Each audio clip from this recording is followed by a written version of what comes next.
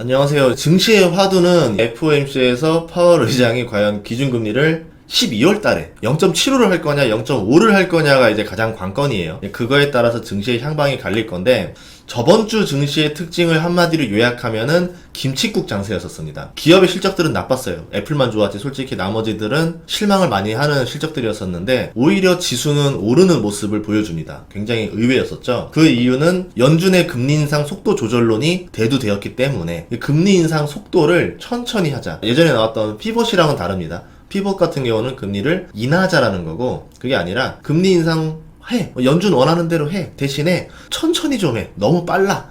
연준 위원들 한번 2명 이런 발언을 하고 이제 FOMC까지 발언을 할 수 없는 기간이 지금 들어와 있거든요. 블랙아웃 기간인데 그렇게 마무리가 되면서 기대감이 있는 상태. 실적이 나빠도 이렇게 되면은 금리 인상 속도 조절에 오히려 호재야. 이렇게 해석하면서 증시가 좋았다라고 해석을 하게 됩니다. 11월 달에 0.75% 금리 인상은 거의 확실시 100%에 가깝다라 봐야 될 것 같고요. 12월 달에 이제 0.5냐, 0.75냐가 이제 결국 관건이 되는데 솔직히 조삼모사긴 해요. 뭐 0.5를 한다 하더라도 내년에 0.25를 더 하면 되는 거고 0.75를 한다 그래도 내년에 안 하면은 또 되는 거거든요. 결과적으로는 똑같아. 천천히 가면은 조금 더 기업의 숨통, 채권의 숨통이 트인다. 그러면 위기가 갑자기 도래하지 않을 수도 있다. 지금 뭐 채권발 위기라던가 여러 가지 위기가 걱정되고 있는 상황이거든요. 이런 위기들이 다시 수면 아래로 내려가지 않을까. 그러면서 증시의 호재로 해석하지 않을까. 이렇게 보고 있습니다. 전문가들도 이제 앞으로 시나리오가 어떻게 될 거냐에 대해서 서로 이야기가 갈리고 있어요. 기본적인 관점으로 설명을 드리자면은 인플레이션이 너무 높다. 그래서 이 정책을 조금 더 길게 가야 된다. 인플레이션 단기간에 못 잡는다라고 인정을 하는 거죠. 우리가 생각하는 금리 인하 시기는 내년이 아니라 뭐 내후년 그 다음일 수도 있다. 대신에 금리 인상을 천천히 갈게. 그리고 다양한 상황에 맞춰서 갈 거다. 변수에 맞춰서 가장 적절한 대응을 할 거다. 파월 의장이 이번엔 가이던스를 제시 안 할 수도 있어요. 지표가 너무 부족했어요. 뭐 금리 인상 속도를 늦추거나 하면은 꾸준히 원하는 데이터가 나와야 되는데 확실한 데이터들이 없는 상태에서 12월 달에 금리 인상 속도를 늦추겠다라는 말을 할 가능성은 낮다라고 봅니다. 진짜로 0.5를 한다 하더라도. 그렇기 때문에 가이던스의 어떤 언급보다는 앞으로 나올 지표들을 보면서 가지 않을까. 그리고 이번에 금리 인상 속도에 대한 조절론이 나왔던 이유는 너무 빠르기 때문에 그래요. 94년, 99년, 2004년, 2015년보다 훨씬 빠른 속도로 금리를 인상하고 있습니다. 그런데 이게 뭐가 문제냐? 빠르게 할 수도 있는 거 아니냐? 이렇지만 제가 봤을 때 뭐가 문제냐면 과거와 다르게 미국의 부채가 너무 거대해졌어요. 지금 미국의 부채가 매년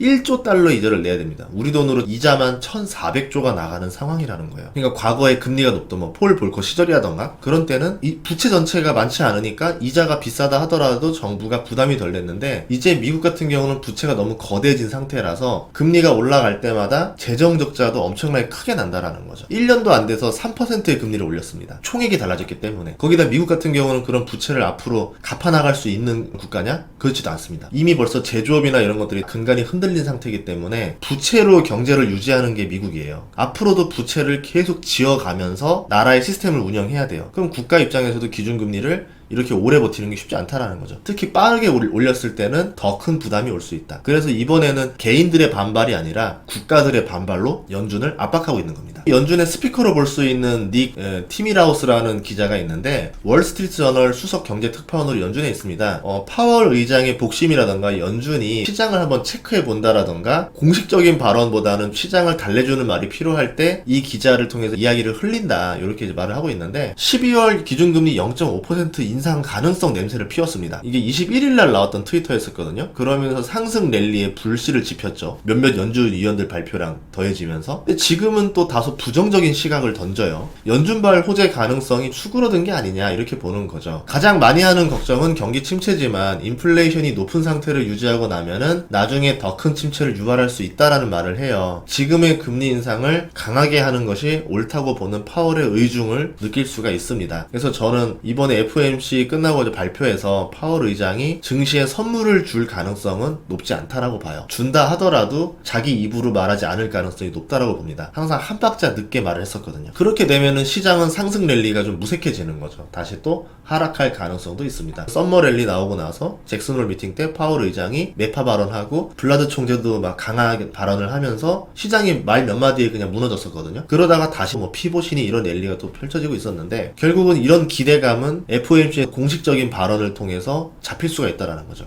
파월 의장이 이제 인플레이션이라던가 고용 지표에 근거해서 정책을 내고 있고 CPI라던가 PC, 실업률 이런 것들이 금리 인상에 큰 영향을 주고 있는 상황입니다. 저번에 발표했던 CPI도 금리 인상 속도 둔화에 영향을 줄 것 같은 긍정적인 표가 아니었었고 이제 10월에 나올 10월달 소비자 물가라던가 PC라던가 이런 것들을 봐도 그렇게 차도를 보이고 있지 않아요. 7%대로 뚝 떨어진다라던가 이런 것들이 나와야 되는데 인플레이션 나우에서도 8%대를 유지하고 있습니다. 핵심 CPI도 별로 떨어지지 않은 모습이죠. 그렇다는 얘기는 연준이 원하는 지속적인 최소 분기 동안 물가가 잡히고 있다라는 신호가 나와야 이제 연준에서도 공식적인 발언들이 나올 수가 있는데 아직까지는 그렇지 못하다라는 거. 1월 4일 새벽에 나오는 발표에서는 기대감이 빠른 게 아닌가. 2월 달쯤 돼서야 우리가 기대하는 발언들도 한번 생각해 볼 수 있지 않을까 예상을 해봅니다. 다만 좋은 지표 하나가 있는데 부동산 거래가 크게 둔화되고 있다라는 지표가 있었어요. 가격 안정이 올 것 같다라는 게 유일한 희망이었었고 그게 이제 근원 CPI를 계속 끌고 내려갈 수가 있어요. 그러면 이제 12월 달 금리 인상하고 발표할 때는 이런 지표들과 CPI라던가 PC라던가 도와주는 지표들이 나오면서 금리 인상을 잠깐 멈춰도 되겠다 이런 얘기들이 나오면 시장에서는 그때부터 긍정적인 해석으로 반응할 수도 있다 이렇게 예상을 해봅니다. 3분기 GDP 같은 경우도 잘 나왔거든요. 실제로는 좋지 않았습니다. 그러니까 겉으로는 좋았지만 실제로는 좋지 않아서 몇 가지 구성에 대한 얘기들을 해보면은 기업 재고가 GDP 0.7%를 감소시켰고요. 주택이 26.4% 연율로 급락을 했습니다.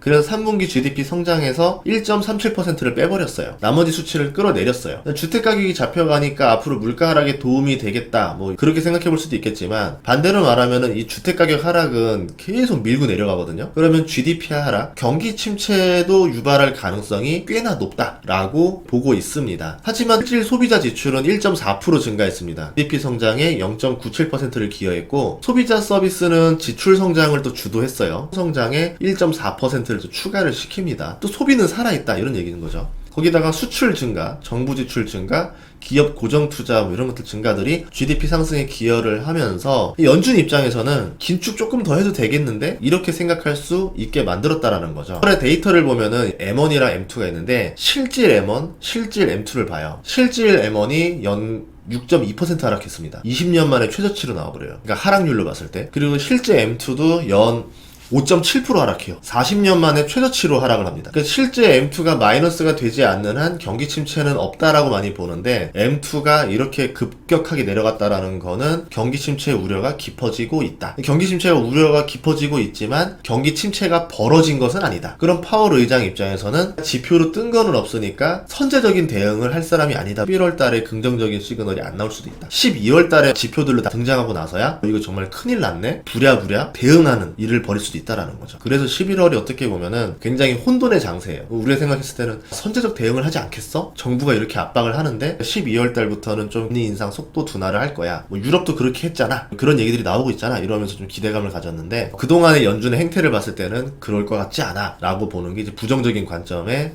해석들인 거죠. 오늘은 이렇게 관점의 해석에 대한 이야기를 했고요. 다음번 영상에서는 긍정적인 관점의 해석 영상을 보여드리면서 여러분들이 두 가지를 보시고 객관적인 판단을 할 수 있도록 하도록 하겠습니다. 다음 시간에도 좋은 정보로 찾아뵙도록 하겠습니다. 구독과 좋아요, 알림 설정 부탁드릴게요. 고맙습니다.